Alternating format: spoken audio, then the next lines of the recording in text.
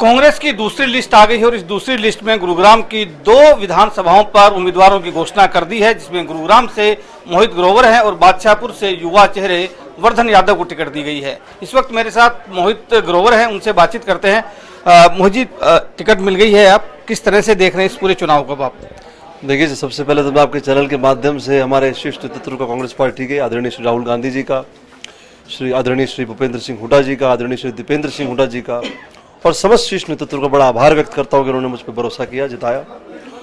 और जहां तक चुनाव को देखने की बात है तो मैं बड़ा आश्वस्त हूं कि इस बार कांग्रेस पार्टी की सरकार हरियाणा में बनने वाली है और गुड़गांव में भी हम बहुत मजबूती से चुनाव लड़ेंगे और चुनाव जीतने की पूरी प्रबल संभावनाएं हैं हमारी और हम चुनाव जीत के आएंगे।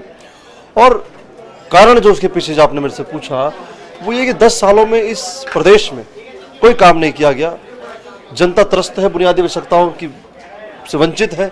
तो मैं जहां भी जाता हूं, हजारों लोगों से मुझे भी मिलने का सौभाग्य रोज मिलता है, तो हर व्यक्ति इस बात को लेकर बड़ा त्रस्त है कि सड़क, सीवर, बिजली, पानी, कूड़ा, अस्पताल नहीं है, सुकून नहीं है, व्यवस्थाएं ठीक नहीं है, सड़कों में टूटी फूटी सड़कें हैं, इन पे काम करने की जरूरत है।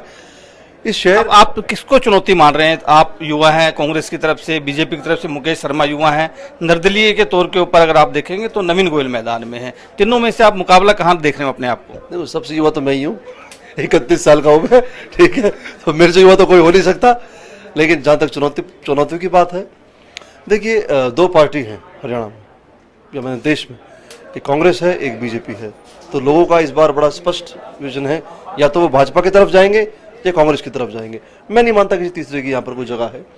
और जितना मैं मानता हूँ, जितना मैं ग्राउंड पे घुमा हूँ, कांग्रेस पार्टी की आज लहर है, कांग्रेस पार्टी की आज सरकार बनने जा रही है।